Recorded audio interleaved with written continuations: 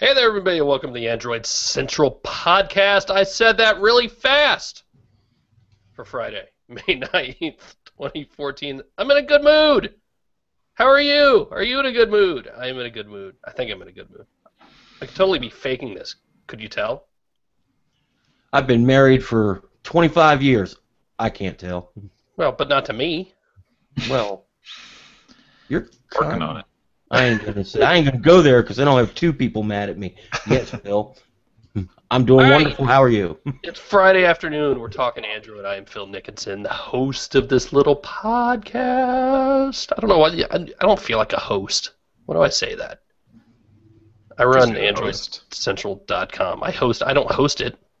The servers, I don't know. Anyway, it's Friday. We're talking Android. We got Jerry Hildenbrand in West Virginia. Howdy, howdy, howdy. Andrew Martinick in Seattle. Hey. And Alex Doby in England. Hey, everyone. It looks like I have a giant zit on my nose, but I promise you I don't. That's like scar tissue from a bar fight when I was 12 years old, and the light's really picking it up nicely today. That's cool. I miss the magic of radio. Times were simpler then. What have you guys been up to? Alex has been on the road this week. Just a little bit. Was in Paris for a couple of days with Richard Devine taking a look at this thing, the Ascend P7. So we'll talk about that a little bit. Yeah, hang on to that. Hey, you know what I got today? I got a brand new tablet. Woohoo! Wow. A new old tablet. What was this on sale? It's a Nexus 10, guys. It's the old Nexus 10. It's not some new Nexus tablet. What was it on sale for this week? Like it was $170 or something. It's refurbished, but still, it's like, well, can't not pick one up for that price, right? Yep, just so you have one. Yeah, I mean, Jerry has had ours for a long time, so. But yeah, I mean, it's big. I think I'm happier with. Hang on, wait, pop my Nexus 7 out. Nexus 7, Nexus 10. Definitely happier with the smaller size, but I know we've been talking a little bit about. We talked. I mean, let's just jump into it, right? So we got more indications of a new Nexus device, and we already. I mean, there have been rumors about a new Nexus tablet for a while, and possibly from HTC, and possibly an 8-inch tablet. I mean, we've been talking about 8-inch tablets since that one weird render, like a marketing picture last year that I think was just whatever. But I'm starting to kind of get myself geared up for something a little bigger than 7 inches. That sounds horrible when I say it out loud. I'm starting to prepare myself for a tablet that might be larger than the one I currently own. Well, we kind of talked about that a little bit when the G-Pad 8.3 came out, Right. And we talked about, this is kind of a nice form factor. It gives you a little more room. It doesn't feel as much like a big phone, but it's not that giant monstrosity that's the Nexus 10, and even more so when the Google Play edition of that came out.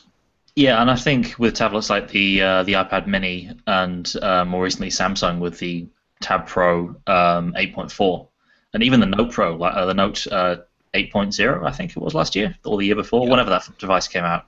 That size has always been closer to the sweet spot for tablets, I think.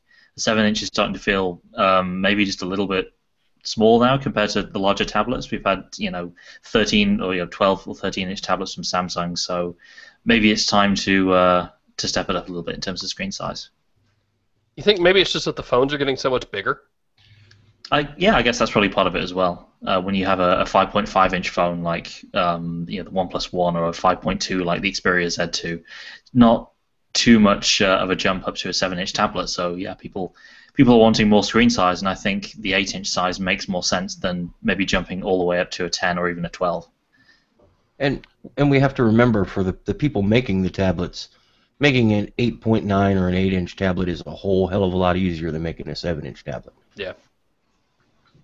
I'm still not convinced that it's kind of the best size for everybody. I still prefer the 7-inch size, mostly as a if you're sitting on the couch watching TV, it's you don't have to have both hands on it, holding it up. The 7-inch tablet can still be held in one hand, and you can kind of scroll through Twitter or Instagram or whatever. It doesn't have to be such an involved experience. So it's the size relation closer to a phone is actually a positive for me, and I've just never been into the larger tablets. So I'm kind of afraid that they're going to go to 8 inches or larger and, leave out a 7-inch as well, mainly because it just wouldn't really make sense to have a 7 and an 8 and a 10 or something like that.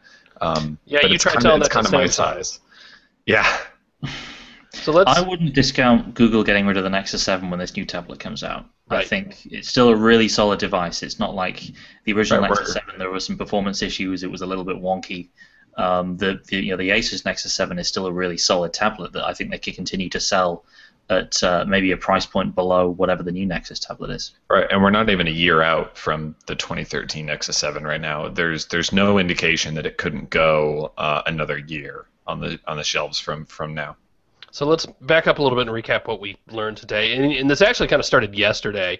Honestly, I don't know who broke the story because a lot of people started talking about it once, so I apologize. But Flounder was seen as, it showed up in the Chromium, in one of the Chromium logs somewhere, and Flounder is as a Nexus name. So cool. I mean, not much to say beyond that at the time because Google has always named its Nexus devices, internal code names that they use in code and stuff, right? After fish, Maguro, how do you pronounce it? Maguro. Yeah. And just a whole line of them. So now we have Flounder. It's like, okay, cool. No, I mean, we know something's coming. Now we have a code name. Great. Not much beyond that. But then this morning it came out. Somebody in the XDA comments spotted this changelog, and it's just, and there are changelogs and there are changelogs, right? This is a 4,000-line changelog. This is like check-in code changelog, serious stuff that I don't understand probably 99% of it. And then as everybody's looking at it, Alex and I think all the other Android sites kind of saw it at the same time. They're just like, holy crap, there's this new name, Molly, and then Flounder. So, we have a name for some sort of Nexus device from, who is it from? Well, it's basically Google, it would seem. So the way it works is, device/Google/Molly, whereas before it would be, for the new tablet, for example, it's device/HTC/Flounder. So it would seem that this is basically Google handling the hardware as well as the software, so probably in the same vein that they did with the Nexus Q. Gotcha. All right, so let's convert over to Molly, because Molly, it flat out says set-top in there, right, in the code. Yeah, pretty much. That's a Bluetooth based code change. I'm not sure the exact contents of that, but it's in big block capital letters, set-top box, and there are other indications there as well. You've got DRM stuff built in there, being checked in. Let's see what else. Certain networking-based things, like things with Bluetooth that would translate very well into support for a Bluetooth remote control, for instance. Suggestions. I think some indication that maybe it's an NVIDIA chip powering this thing, which we've seen that before with the Ouya device. And so here's my question: will it look like that? Because I would love for it to be like that. No, I wish it would actually fit into normal people's entertainment centers. Like that. Like that.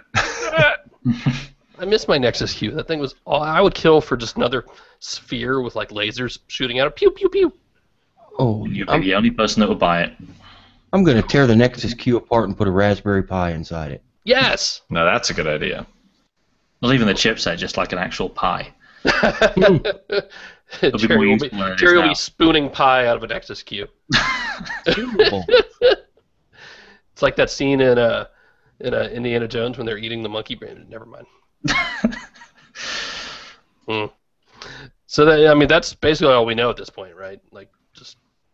Pretty much. There are bits and pieces we can piece together from what's in this changelog, but really not a whole lot of solid information on hardware from either of these. Small indications in places that maybe both are running NVIDIA chips, but beyond that, we really don't know a whole lot. I don't know anything. All right then. Google I/O is a month and a half out. I don't imagine they'll announce anything before that, right?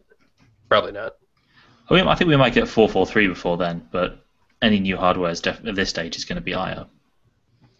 Yeah. Cool. Wow, that was a whole lot of excitement for like a whole lot of. All right, well that's all we know. You know. Well, how long's it's been, and not counting the Nexus 7 refresh, it's been since last October since we saw a new Nexus device. I would count the Nexus 7 refresh. That was a pretty big refresh, I think. Mm-hmm. Yeah, but it was still a 7-inch tablet replacing a 7-inch tablet with better internals. Oh, but it looks so much better. This looks to be something new. Right. No, I get We all are new. I'm just looking here. I wanted to see how 4.3 has been hitting analytics. So let's see. Board up 3. And yeah, it's still going. Not quite as hard as it was last week, but it's still there. So yeah, I mean, I don't know. It'd be cool to see it, I guess. I just want it to be right. I don't care if it takes another month to get here. Right, exactly. I want it to be right. I'm tired of fixing 2 bugs to introduce 3 others.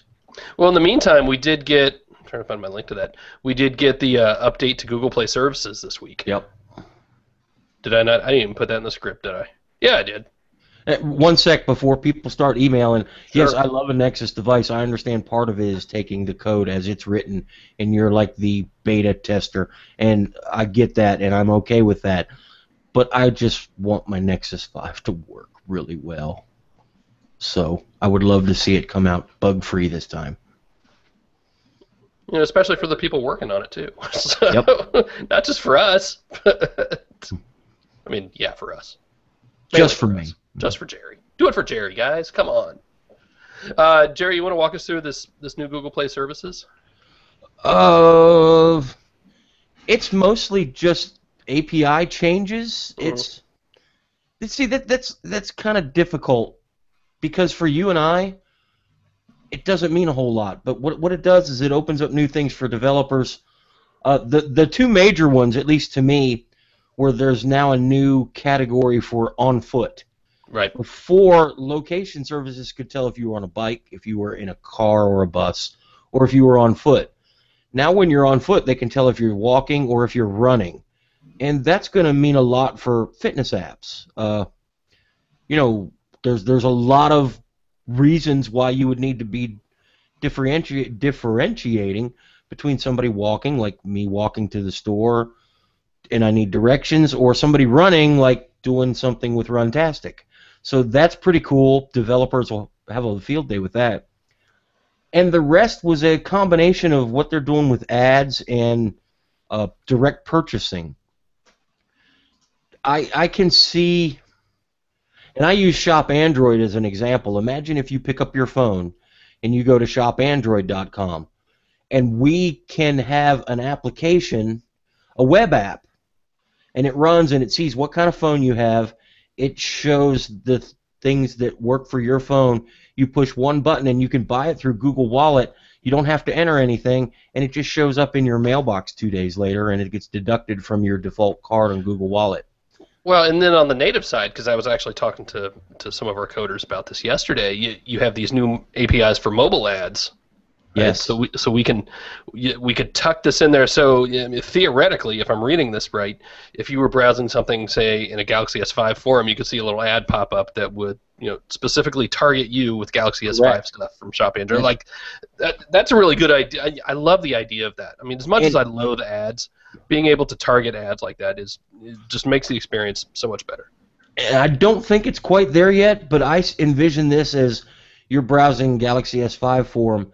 You can get an ad at the bottom for the hot new case for your Galaxy S5. Press one button and order it. Right, and that's stuff we've talked about for a long time. Yep. But it sounds like instead of us hacking it together, Google's done it for us. And Or will like have. what you said before, we all hate ads. As the consumer, we don't want to see ads. We don't want to see ads in our apps. We don't want to see them on the internet. But they are a necessary evil. What's wrong with having them better and good? Right. So that Show me got me excited. It's kind of crazy to be excited about ads. But Show me something that I might actually want to buy, and not just. I think what really turns me off about ads and apps, and I've talked about this with our guys, because eventually we're going to have to make some sort of money off our app, right? Like I love that we give it away for free, and I definitely still want to do that, but we're not making money on it, and we should. But I hate seeing just the crappy AdSense little banner like I want us to do something better than I want all ads to be better than that. I get that they have a purpose, but it can be done better. And when you say ads, Google is the first word you should think of. Let's be honest. Oh, sure. So I'm looking forward to seeing the first developer that uses this in a very creative way that makes things better, and it's going to happen. Somebody will. And then you also have a Maps API in there that will allow you to... Indoor maps have been improved, and much easier to embed 360 street views in your app, which would be interesting too. I saw Android Police did their usual teardown and found hooks for Android Wear and stuff like that. I mean, nothing that surprised me at all. It's like, okay, I mean, they're starting to put hooks in for things we know are coming, so stay tuned for that. If we expect to see Android Wear at the end of next month, they better start getting the software ready to make it work with your phone. Yeah, I mean, nothing. I didn't see anything that really excited me other than it's coming, but we knew that. So cool. I love how they're doing that in Play services. Well, it's good and bad. It's good for everybody that's got a, what was the phone that just got updated, but it's still 4.1, the 1S. If they're still using something like a 1S, because that's all you need, it's great that you can have all these new features. It's not so great that these new features aren't more open. I would like to see them more open. I won't say that they're abandoning the open source side, because they're not. They're still working on that as well. But I would like to see some of these new Maps features be a little more open in location services and AOSP. But I'm not going to get everything I want, so. Sorry. Andrew and Alex just tuned out while we nerded out. Sounds like a good time to do some Q&A. How about that? Jump in. Should we just start at the top? Yes. All right. Sam says, Google Drive is now requiring docs and sheets and eventually slides to be installed in order to edit files. Lots of negative consumer feedback via the Play Store and the Internet. What do you guys think? Does this feel like a step backwards with Drive for any of you? I mean, they made it really simple to go download the new apps, right? I get that it's a pain in the ass. And it doesn't even send you to the Play Store to install it. It just pops up in the app and lets you install it. That was kind of interesting because normally just for normal apps, there are steps to stop you, steps in place that stop app developers from just having apps that download other apps, right? Yep, that's against the rules for the developer agreement. Well, not if you make the agreement. Yeah, you write the agreement. Yeah, I mean, it's weird. Is it really that weird, though? Well, I mean, I haven't even really paid that much attention. Like, I've heard people yelling about it. I mean, people are yelling because, oh my gosh, you're taking up so much room. There's going to be 3, maybe 4 apps now to edit documents on my phone. Well, if you're somebody that doesn't care about editing documents, you don't have to install docs, sheets, or slides. Let's get down to one app looking at pictures before we start complaining about that. Well, right. So these are completely optional. If you don't want to edit, you can edit in a different app all you want. You can use Polaris Office or Quick Office or whatever. But what it does mean is if you're somebody that doesn't want to have that editing capability, Drive is now more of a Google Drive. It's not Drive plus docs and presentations and slides and or sheets and all this other stuff all in one. If you just want to use it as storage, it's just storage now. And if you happen to put docs in there, you can view them, and that's it. Do you think part of it is down to people maybe searching for Google Docs and being confused about the distinction between Docs and Drive? Because that was something that came up back when the switchover was made from rolling all this stuff into Google Drive, and maybe, I don't know, but I get the impression maybe that's part of the decision here. I think that confusion's been there since docs just randomly got turned into Drive, and the ability to upload files to it and just have it be more as a file storage has always been kind of a little clunky because it still defaults to showing you your documents, and everybody had all these legacy documents stuck in there. So I think it's going in the right direction towards, if you want to edit documents, you'll download Google Docs. If you want to deal with files on Drive, you'll download Drive. Can I step in here and say that I think it's freaking great? No longer do I have to have a 10 megabyte app that can edit all this stuff if I never want to touch spreadsheets. Google has always been modular, and I hope they continue this trend. Break out more things. In the end, you're not losing any space because now they can slim down Drive. They can probably share a lot of the code between the 3 editors as well. And if I don't want to look at, presentations, Google Slides, I don't need to install it. I'm never going to do that on my phone. A lot of people aren't ever going to do that on their phone. Now we don't have to. We don't have to install it. Choice. Yeah, Right on. That's true. What else? Oh, we were reading Q&A, weren't we? Yep. That's what we were doing. Ryan Saldana asks, how do you guys feel about Motorola's hardware strategy so far? We've seen the Moto X flagship device and Moto G take the philosophy to the low end. The rumored Moto E appears to be right around the corner, going even lower. Can they compete? And we had, what was it, a Moto G Cinema version has been rumored? I haven't That read was that. kind of weird, too. Yeah.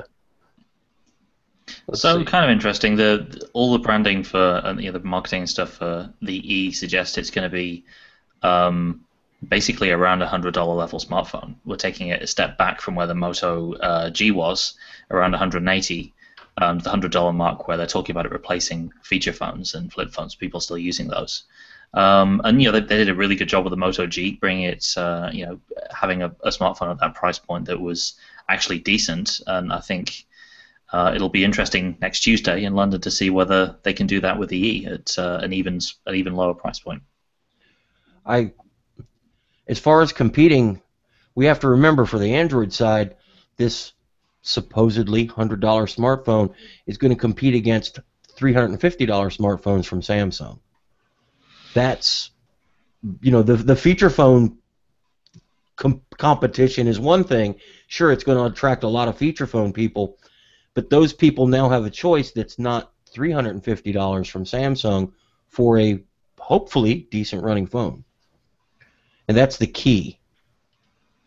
I think the other interesting part is maybe how much of the functionality they can keep, because they pared a lot back with the G for obvious reasons, for hardware reasons. You can't keep all the fancy Moto X stuff. But maybe if they can make it a little bit more interesting, if they can go to the $100 price point and keep some of the Motorola identity in terms of the features, that might be differentiated for them. I need to write something up, so I'm trying to go running again to varying degrees of success. And Tuesday I took the Moto G with me because it's smaller, right? So I'm holding it and just forgetting how good that phone felt and how good it feels at that size compared. It makes everything else seem so big. I'm really wanting to see something a little more powerful. That's my only complaint. Isn't it amazing though that the Moto G runs better than any of the $700 phones from 2012 did? Absolutely. That's insane. And that's actually kind of a segue into what I saw in Paris this week. Okay. What did you see in Paris this week? I saw the Huawei Ascend P7. So this is their successor to the P6. They released that last year. Kind of a decent phone. We reviewed it. Andrew, I think you played with it, whether it was a US version or whatever. Kind of similar themes this year. They've really gone a lot into the design of this thing, and it looks externally kind of similar to the P6. But it just seems like they've got the precision of it down a lot better than they did before. You've got a glass back now. You've got kind of a Nexus 4 Optimus G style reflective back on it, which you can see in our pictures, kind of difficult to show on camera. I mean, the overall design is kind of iPhone-esque, but I like it. It feels really nice in the hand. It's light. You've got the metal trim around the outside, which has some heft to it, but it feels like a solid smartphone. Where this falls down for me is basically the software and the general speed of it and the smoothness and just the user experience, really. They have this new UI, which is the Emotion UI 2.3, kind of based off what they had before, with this sort of highly skinnable look. No separate app drawer, so everything is basically on the launcher. And then you have the sort of customizable widget up at the top where you can store weather, favorite contacts, and stuff like that. The problem for me with this is that it just doesn't feel anywhere near as fast to use as any of the the phones that it's competing with at the sort of €450 price point. And I'm not really sure whether that's lack of software optimization. It's difficult to tell. They're using their own sort of homegrown CPU by their silicon company that they own. It's basically a 1.8 gigahertz Cortex A9. So, I mean, reasonably powerful, but not quite matching up to what you see from Qualcomm and others right now. Jerry, I don't know whether something like the kernel version, they're using an older kernel version, 3.0.8, whether that might affect things. But it's a nice piece of hardware that just seems to be let down a little bit by the software and just by the general speed of things. It's probably a case of a lot of the core Android bits are just generic. They don't have a big, huge team in-house like Motorola or HTC or Samsung does that are tweaking that for their particular hardware. It makes it kind of rough. A lot of those cheap Chinese tablets are the same way. The hardware is plenty, but the software just runs poorly because it's like what you or I can just download and build, and they just installed it. Mm-hmm. Right, and that does make a difference. I found the same on the P6. It was kind of the exact same narrative of the hardware being good and the specs seeming like they could be good enough to push it around. As you see, manufacturers doing so much more with even less hardware, and then the software speed just feels a little off, like it's a little too slow for 2013 when I reviewed the P6, and then now 2014. The P7. And the odd thing for me is that it's not just general lag that like you would sometimes see on an old Android phone.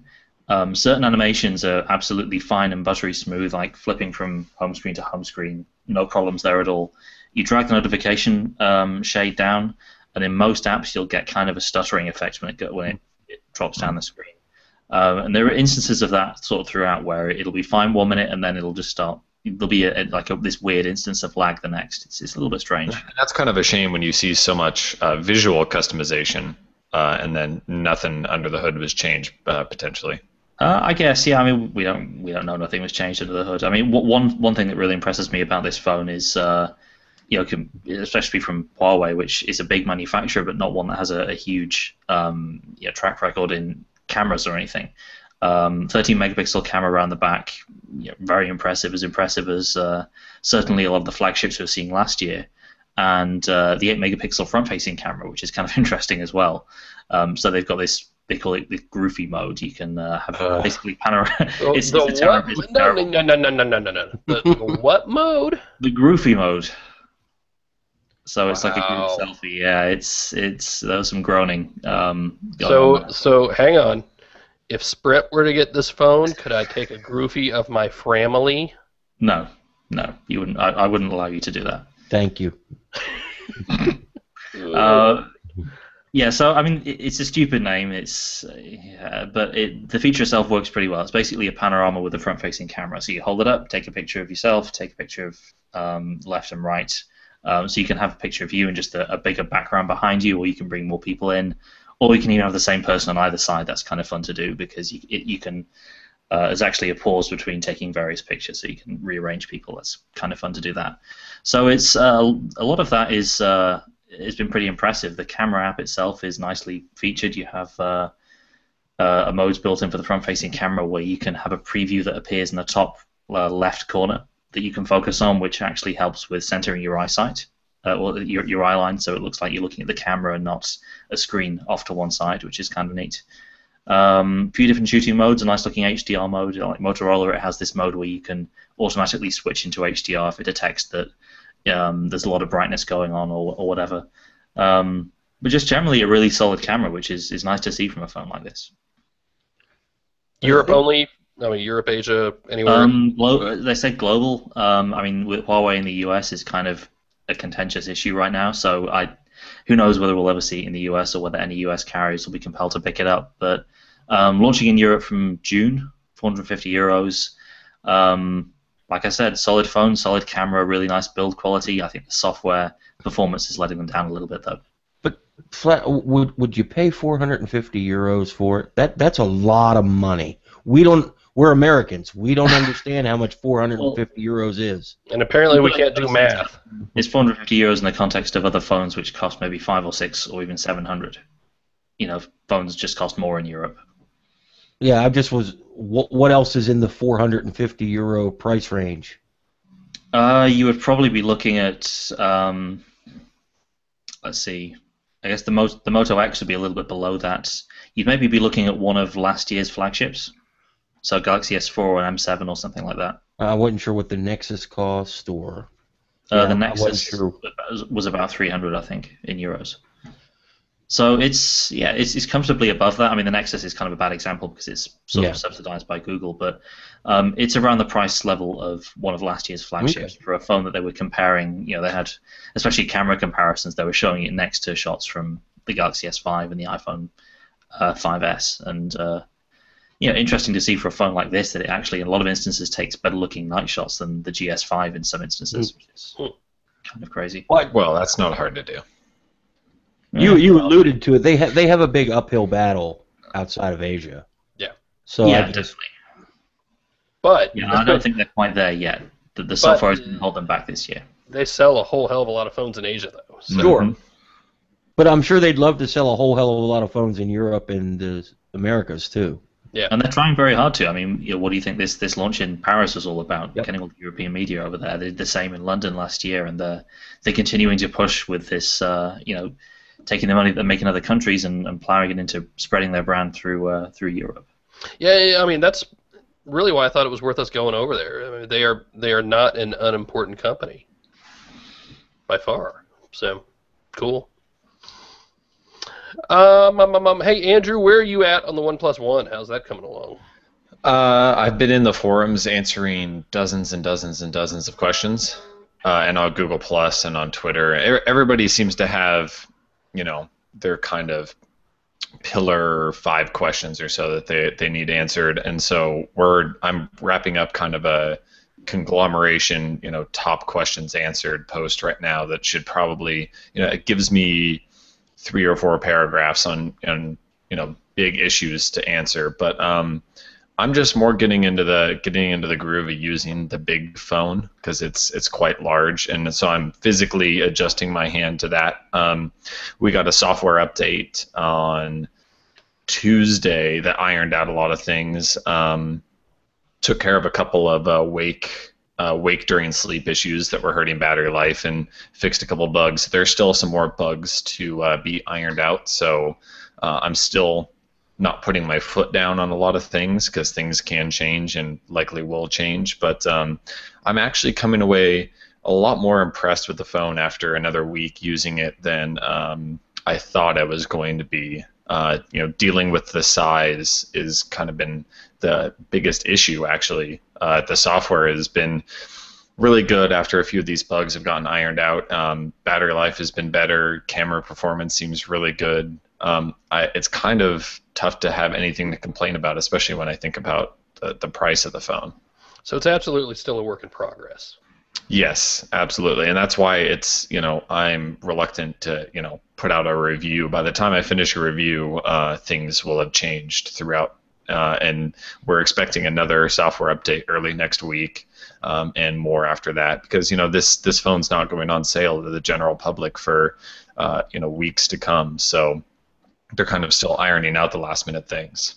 I like how they're being so transparent about it pre-release. I mean, can't tell you how many times we've been, reviewing a phone. Sometimes maybe it's under NDA or maybe it's just not released yet, and then you get a software update, and every now and then it changes something pretty significant, and you don't necessarily know that that's coming, and it's just like, damn it, you gotta. Right. So like this last update. Yeah, this last update, like I said, improved battery life, and it changed a few of the defaults on the phone. So some things that I thought that were kind of odd that were set to default are now turned off or changed to where they make more sense. And it's all those little things. Luckily, there are no glaring software issues.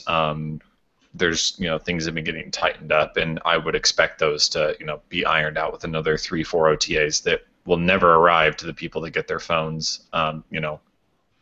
From the regular release, because those will all be baked in from the start. Cool. So with a lot of the Android flagships right now, it's kind of easy to think about them in terms of weaknesses than strengths, really. And you have the GS5, which is kind of a good all-rounder, but with the M8, you have the camera, which is a little bit wonky. You have the sort of slipperiness of the chassis. With the Z2, it's very big and boxy. I'm wondering what you think is this phone's Achilles heel right now. Bear in mind, of course, it's still pre-release software. I mean, the two big things I could say right now. One is just the size. It's just too big. They made a big deal about it being a 5.5-inch phone and a 5-inch form factor. It just completely dwarfs the Nexus 5 in terms of footprint. It even dwarfs the Galaxy S5, which has slightly bigger bezel around it and is a 5.1-inch screen. It's just too big for people to use in one hand, and I've got large hands, and it has me like longing for the size of the Nexus 5, where I can actually reach all the way across the screen. So that's kind of the Achilles heel for me right now. The screen looks great for its size and everything. It's bright and crisp and has all the right colors and everything. I would say that it's just the size, and then right now, like I said, not being able to put my foot down on the software. I assume that things, I'll give them the benefit of the doubt that those things are gonna all be ironed out and perfect by the time it comes out. But I don't know right now, and some people are going to be pushing the buy button before they do know, and those are kind of the two things that are worrying me right now. I want to go back to what Alex just said about looking at these phones kind of from the negatives and things that aren't quite right, because I'm still struggling with, we still need to do our here's the best smartphone thing because we need to, but I'm still having a hard time absolutely justifying it and saying here's the best Android smartphone, because they are all really good and they all just each have one or two little things that can separate them from each other, but not necessarily this one gigantic pedestal that says this is the best phone, right? So maybe I'm coming at it from a different direction now, and it's more here's the phone that adds more to the experience than the others, maybe. I think the way I was thinking of it, because this is a question we've all been thinking about because we've got this article to write, we've got to do it at some point. I've kind of been coming at it as from the perspective of, okay, which of these phones' weaknesses is going to least bother the average consumer, or which one doesn't compromise the experience so much, which one is the best sort of all-rounder, because that's what we want to pick. And I've been using this Z2 for about a week and a half now, and it's a big phone. It's probably no larger. I think it's actually a little bit smaller than the Z1, Sony's last flagship. But it's really hard to come up with anything with this phone which is bad in any way, besides just the general sort of largeness of it.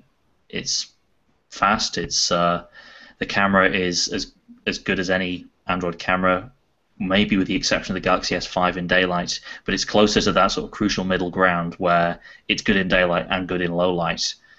Great looking screen, fantastic battery life. I guess the only problem with the US is that Sony hasn't released the unlocked version there. There's been these rumors of the Verizon version, and that's not been confirmed yet either. So, it's difficult to make that choice. Like any of these phones we've seen in the past, I don't know, probably 6 months, I don't think I would, maybe even go back farther. I don't think I would look at any of them and just kind of shake my head and be like, ooh, I'm sorry. And it makes it really tough because it makes you sound like you're nitpicking at things. Right. But, when it comes down to it, like I said, when I'm talking about the OnePlus One and people ask me questions, they think that I'm being overly critical or I'm nitpicking at things. It's because the phone is really, really nice. And, if you're asking me to say what bothers me, I'm going to have to kind of go beyond, the camera if the camera is terrible, like that's an easy scapegoat. You say the camera is terrible. But if you say, oh, well, the camera just has maybe a little too much grain when you're looking at low light pictures without HDR. It's, that's kind of, if it comes down to that, then, you're doing something, the manufacturer's doing something right because they've eliminated as much of the issues as possible. It's a good problem for us to have editorially, put it that way. I guess, yeah. For me, it comes down to the two main areas that I think phones still have a lot of potential to improve in. We've seen performance improve so much and screen quality improve so much, and I think with screens in particular, we'll start to see 2K displays in the next few months, and we'll see how whether we get diminishing returns there. But the two areas that we still have lots of room to improve: camera and battery life. And I think that's going to be maybe the deciding factor for me, because we've seen the Galaxy S5, which has decent battery life but not spectacular battery life. It has a great camera, but with the M8, it's the other way around. You have pretty good battery life, but the camera is a little bit less impressive than you would hope. So for me, it's finding a phone that really nails those two categories, and that's probably why I'm leaning towards the Z2 at the moment. We'll see what LG can do later in the month. All right, Alex brought up 2K displays, and we'll get to that in a second, but I want to do some more Q&A first. So Richard asks, last week you sounded really down on removable batteries. Can you explain to a layman why they're so bad? What is so bad about them? I don't recall us being down on... Well, I was. I mean, maybe in general, but... Phil and I were. Oh, okay. The best way I can think of to describe it is a non-removable battery lets a smaller phone like the G2 get the same battery life as the Note 3 because the battery is thinner, it fits into more crannies, it's molded to fit the device, and it's huge, just like the Note 3's battery is. Don't fool yourself into thinking that the G2 or the Note 3 gets any better battery life than any other phone. They just have a whole lot more battery in there. Remember, that's when we start talking about the difference between battery life and battery capacity. Right. Right. Or battery life still isn't even the right word, right? Think of it as output, maybe. But yeah, it lets them physically do different things and better things with the phone, I think. I don't. If anyone thought I was down on removable batteries, I wouldn't take it that way, and I should really start saying removable with all the actual letters in it, so I don't sound like I live where I live. How many? I can't even say it. Like, I can't even think about that and say it right. Like, I can't make myself say it. Removable. I don't know. Anyway. Removable. Yeah. Them ones what you can take out. Say aluminum, Alex. Say what? I don't recognize that word. Never mind. If I had to, out of those two things, removable batteries, I got it. Or SD cards. If I had to be down on one, it would be more so on the SD cards for physical and software reasons. Yeah. Jerry was just in a bad mood last week. I was sick. And there was nothing, quite frankly, last week I didn't see anything that impressed me. I'm allowed to have those kind of weeks once in a while. Yes, you are. I am allowed to be choosy. Don't make me lower my standards. Brian asks, what are you expecting or wanting to see at Google I/O? What would be the big wow of the conference? I think we talked about this a little bit. For me, I want to see cars. I think cars are more important than watches at this point. And some of that I think is just personal preference. I would rather have a really good car experience over worrying about the watch. But I mean, that said, I'm still really interested in the watch. You just want them to give you a car. Well, no. No. That's mine. I don't know. What about you guys? I want to see consumer Google Glass. Yeah. I don't want to see it necessarily for sale, but I want to learn more about it. I want to learn a price, what they're working on for design, and when they plan to have these things ready. I want to be able to buy one for my kids at Christmas if they want one. Fair enough. Andrew? I think glass is an interesting thought, more so in I want to see what a real Rev 2 of the hardware for glass would look like. Presumably that's going to be tied to a consumer launch, because we've been holding on to this initial semi-consumer launch design, and there's clear design changes that could be made that would make it a little more socially acceptable. Maybe making it more even on both sides of your head, reducing the size of the big thing jutting out from your eyebrow, and then now the integration with the frames and things like that would be really interesting from Glass's perspective, anyways.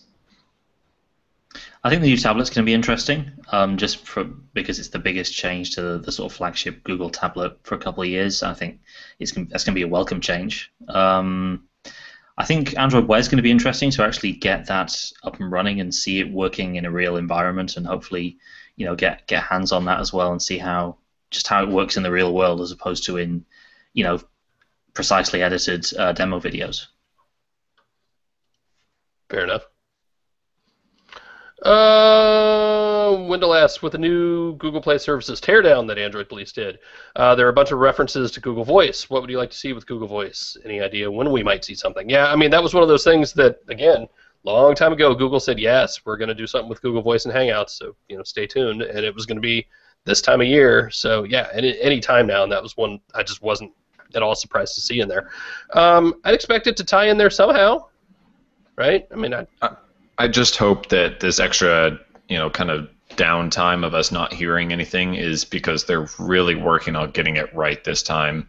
It's really a hacked together system right now from a user experience standpoint, and I just want them to get it right. I mean, the unauthorized API access is shut down in 6 days or whatever it is, and then they can really go from there now, knowing that they don't have to deal with any of that stuff anymore. I just hope that they, make it right, because they can't mess around with people's phone numbers. Hopefully they understand that. And that's probably part of the reason why it's taking so long. When you have to deal with carriers, when you have to deal with a bunch of people whose numbers you already have signed up to Google Voice, any kind of major change is going to have to happen very, very slowly and very carefully. Yep. I want them to pull back on their weird thing they've had going on with Sprint. I want that to be available to everybody, better integration, and I want to see a really freaking good iOS app. Those are the two things you need to get people to jump on board the Google Voice bandwagon. When you've got 5 million users out of a billion smartphone users, that's one thing, but when you've got 500 million users, it's a whole nother way to look at it, and we take it for granted the way that Google Voice integrates with the native dialer on Android. So that's a good point about the iOS app. They're not going to be able to integrate with the dialer properly. You gotta do a really good first party experience. And it's not horrendous on iOS. I used it for a little while. But it's not just pick up the phone and dial. Right. It's not quite as easy. Sergey asks, what will happen to Android if Oracle wins? If you haven't seen it today, appellate judge came back and said, "Oh, wait a minute! This whole Java / Oracle / Google / Android lawsuit that we thought was done last year, but yeah, a long time ago, not so much done." And it's done. You think it's done? Yeah, it's done. Fair enough. We're done. No. What would happen to Android if Oracle wins? Nothing. The same thing that'll happen to Oracle because their APIs were all yanked from IBM. Let me see if I can explain this in English, because I was reading about it over lunch. So Android is written in Java, right? And back in the day, Google was talking to Java and talking to who owned it before? Sun Microsystems, right? Said, all right, we're going to write this in Java because we want Java developers to be able to develop for Android very easily. Cool. And was it Sun or was it Oracle? I forget. They said, well, you can't just flat out use our stuff. You can't use our APIs, but you can. They basically redeveloped the APIs so that they still use Java and still were put together the same way because they need to be able to be that way to still work together and be able to port, even though they're not. It's not like they copied and pasted it, right? But then Oracle says, no, that's still bad, right? Pretty much. That's a good way for a normal person to think of it, right? Me, this guy. All right. The important thing here is, what happens if APIs become copyrightable? Do you know Motorola uses APIs through iCloud when you buy a new phone if you want to sync your iCloud stuff? If APIs are copyrightable, Apple can wipe Motorola off the face of the earth. Is that what we really want to see? The rest of the world is smart and knows that this can't happen. What's wrong in the United States must be something in the water. I don't know. It does not surprise me that Oracle got a handful of judges to agree with them and get it sent back to court. But in the end, even if it takes somebody like Microsoft or Apple or Yahoo or groups like that to stand up in court and say, hey, look, you cannot make APIs copyrightable and patentable, or you've ruined software development, period, forever.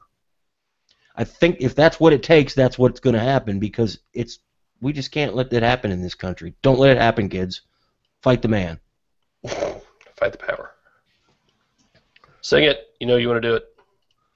No, Don't sing it. I won't.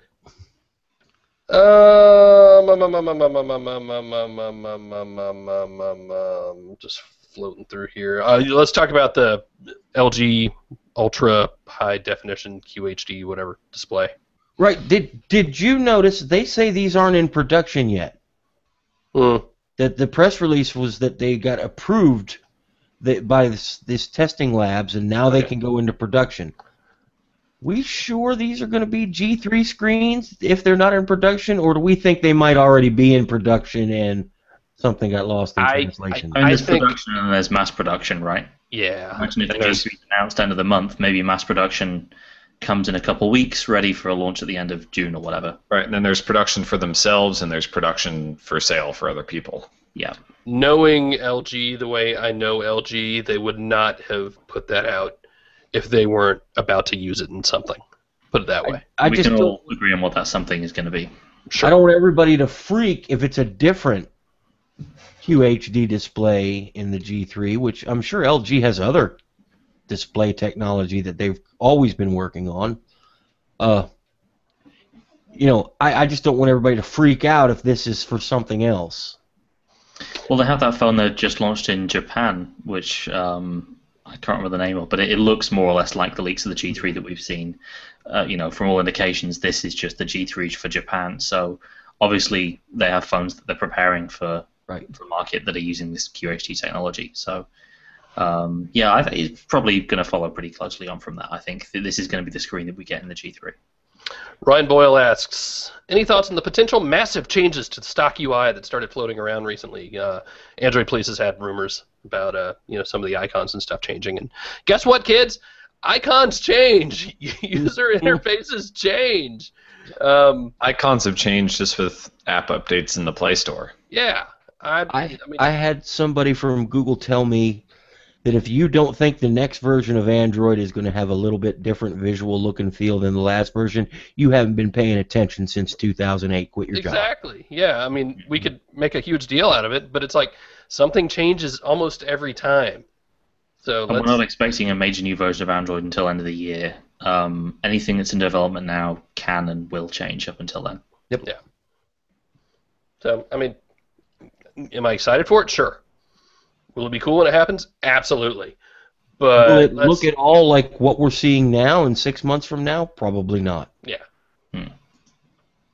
So, I worry when people who don't create things talk about huge, sweeping, massive changes. And it's just really easy for people to get duped by a lot of fan icon renders because it's really easy to just make things that you like. Galaxy S5 Prime. It's a perfect example. Yep. Yikes. That was pretty funny this week. Yeah, it was. Guys, that metal Galaxy S5 picture, it's a Photoshop. It's fake because we made it. I feel really bad. When Derek made it, he probably should have put "not real" and a big watermark across it. I'm pretty sure it was in the file name, and I'm pretty sure it was in the alt tag.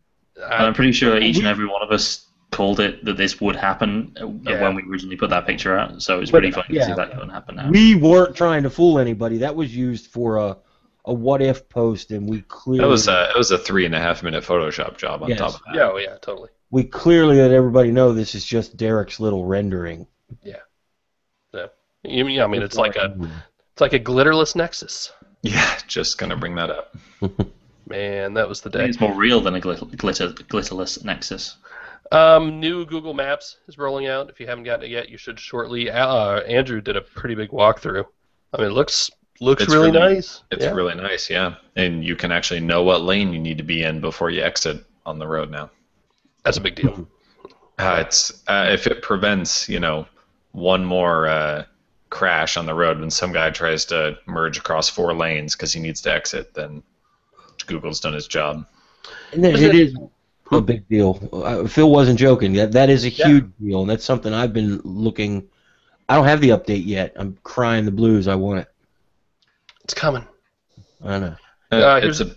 It's a big undertaking from Google to, I mean, that's a lot of extra map data to have exits, and lane changes and things like that. Here's a good question from Davin, or Davine, probably Davin. Do you guys think that the HTC, this is, again, the rumored HTC Nexus tablet, will have S Pen-esque active stylus support a la the HTC Flyer? So HTC has done this before. Oh, you remember that? Flyer. Yeah. And I mean, nobody really has one. I think Jerry might have one. I mean, and it was pretty good if I remember. NVIDIA had some really good stylus support in one of its own tablets last year, right? Yep. So stranger things could happen. That would be really interesting. It could happen. I wouldn't necessarily tie it back to the Flyer. The Flyer was a really weird early implementation of that kind of tech, so I guess we'll have to see. But yeah, it could happen, but I think this is Google's tablet more than it is HTC's, I think.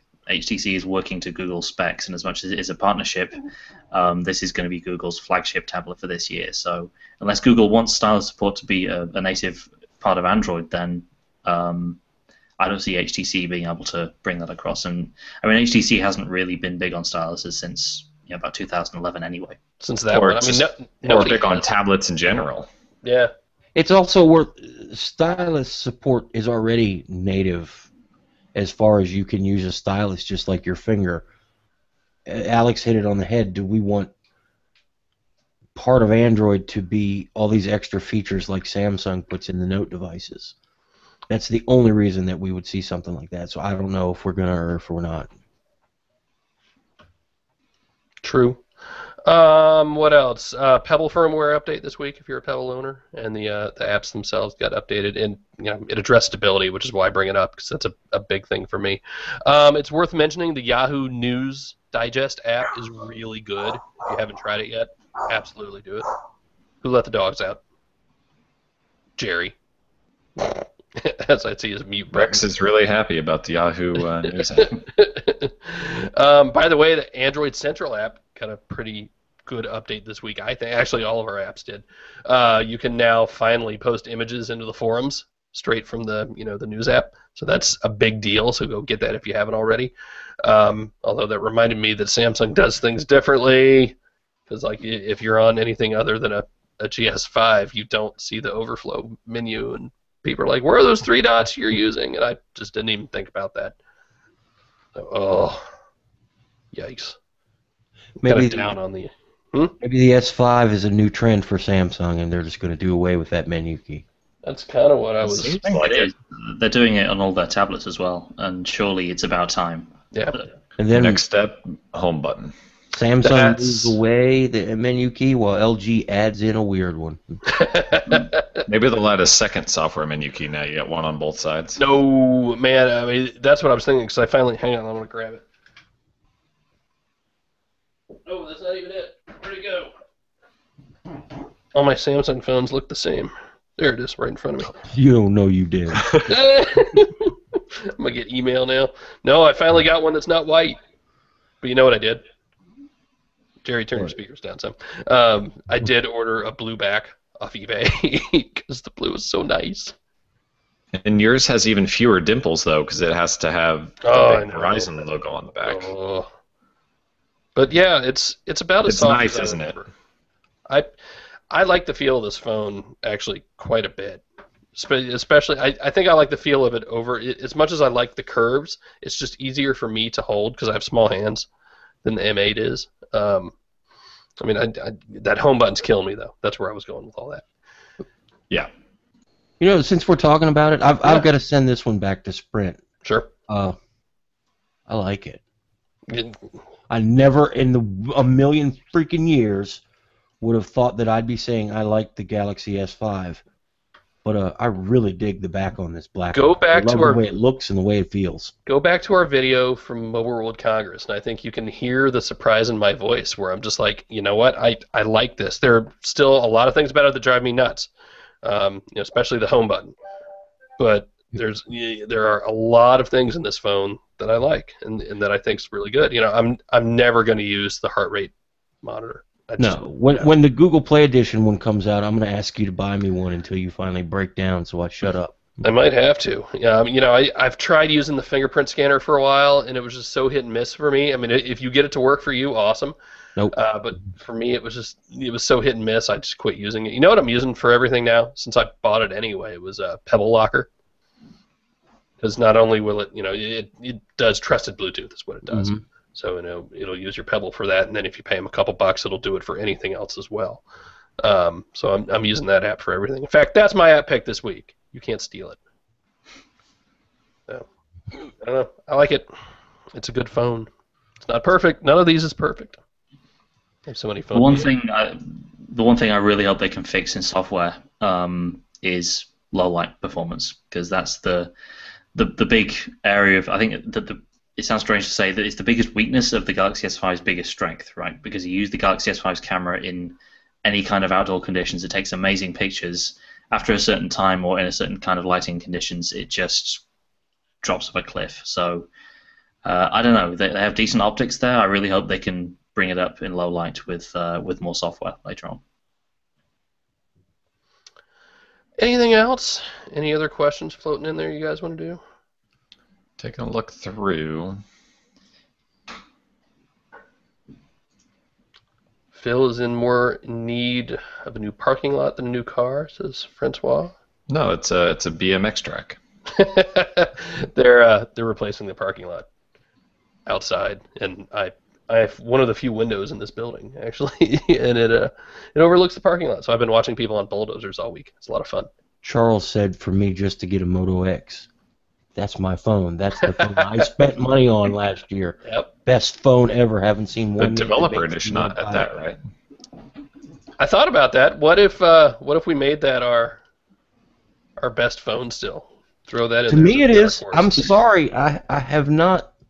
I haven't seen anything from LG, and I haven't seen anything new from Motorola. So, never say never. But while the M8 and the GS5 are both very nice phones, a lot of things I really like about them, I will still go back to the Moto X. It's just better for me. So I saw a question here that I know we talked about it, or we posted on Google Plus. I think Ryan asks, is using 1 terabyte of mobile data in 1 month abusing the system? Well, here's where Ryan. I know why Ryan's asking that. Yeah. Because that was somebody from our mod team, I think, wasn't it? Yes, I'm going to say right, yes. So somebody posted a screenshot in our forums of a mobile data counter showing something north of a terabyte of mobile data usage on their, I think, Verizon account in 1 month. If you're paying for a terabyte of tethering and you tether for a terabyte, go for it, man. Sure. If you janked tethering on your phone without paying for it from Verizon, yes, it's abusing the system. And actually, it's worth bringing up since Sprint apparently this week told Fierce Wireless that they're going to start throttling the people who are abusing it, which actually kind of isn't anything new for Sprint.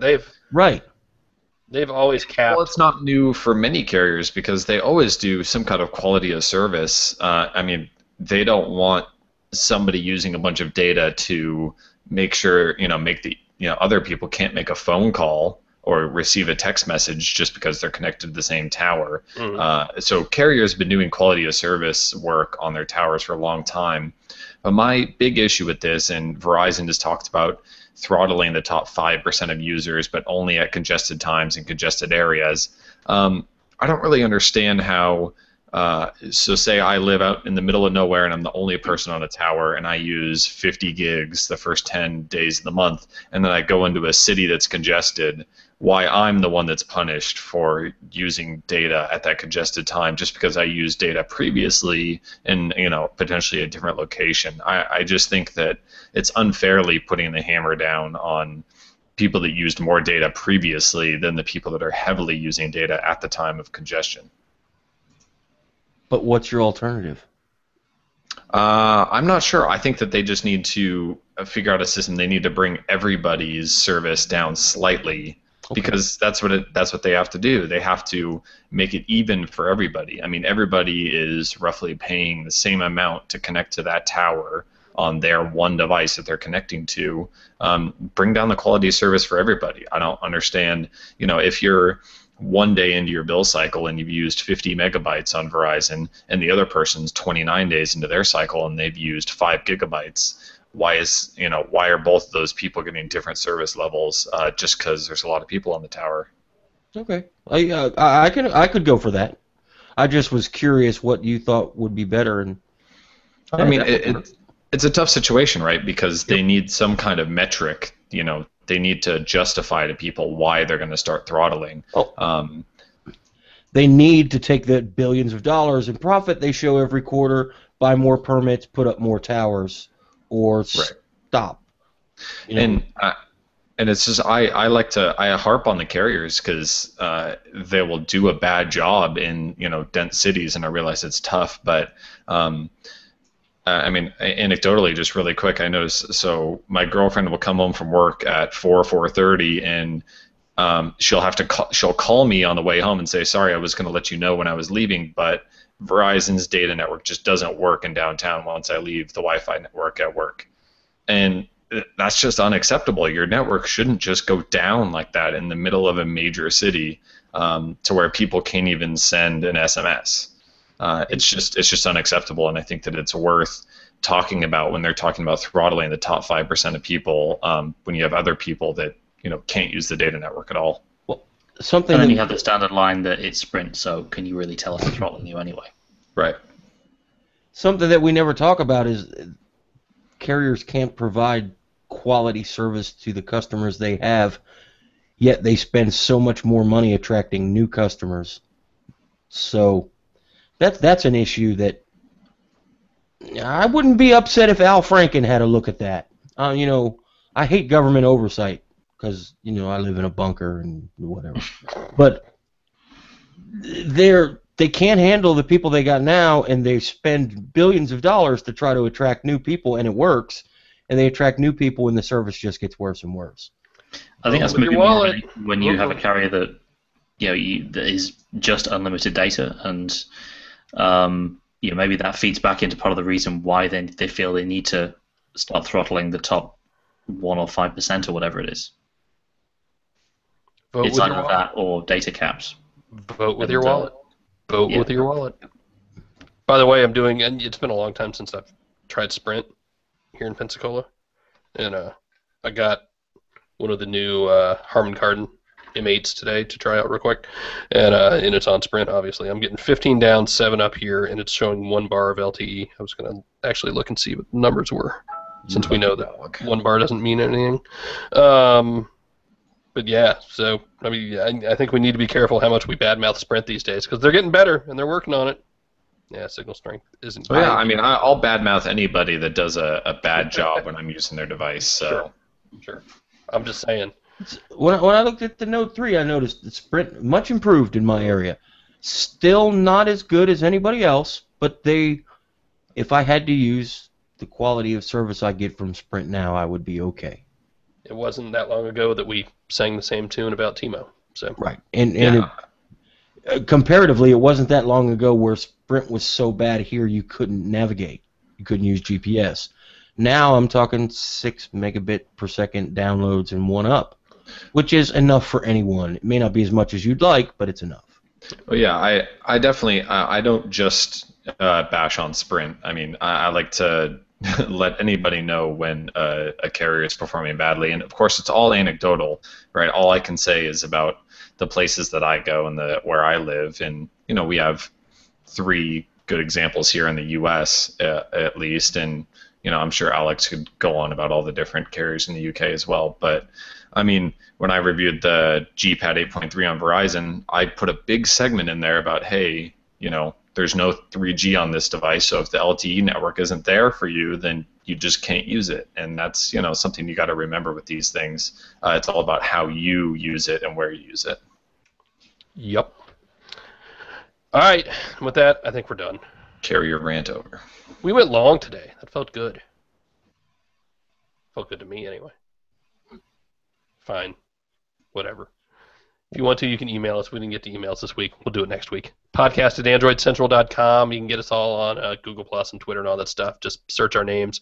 You can keep up with the state of my parking lot here at the office. So if you want to do that for some reason. As we are every week, we are brought to you by shopandroid.com. Call 888-468-6158 or just go to shopandroid.com. What's today, the 9th? So I think they've got a big 20% sale going on for Mother's Day through the 12th. If I remember right. So you can go save something this weekend if you want. Shopandroid.com. Go download our app. If you haven't already, go download the all-new Connectedly app. For those of you who are using the Smartwatch Fans app, it's dead, done. Although I guess it still works, but uninstall it. Go get the Connectedly app. In fact, let me look and see how it's doing today. It's free 99. Free 99, he said. Free 99. Free 99. So yeah, absolutely do that. Let's see. People are uninstalling it slowly but surely. Do that. Jerry, Alex, Andrew, thank you guys. Everybody listening at home, thank you. What do we have coming up next week? Anything? Motorola event? Yeah, Motorola. We got the London thing. We'll be down there with James Richardson. We'll get a look at whatever they're doing, probably the Moto E. I'm entering a chili cook-off down at the fire hall. Woohoo! Win or lose, I get to sit in a parking lot, drink beer, and eat. How's that different than any other day? Hey, jealous. Fine. Yeah. You know it. Yeah. Phil's working on the parking lot part first at work. Then he'll get the chili cook-off. All right. Well, thank you, everybody watching. It means a lot to us. Thank you, 3 hooligans down there. See y'all next week. Bye. Later. See you later.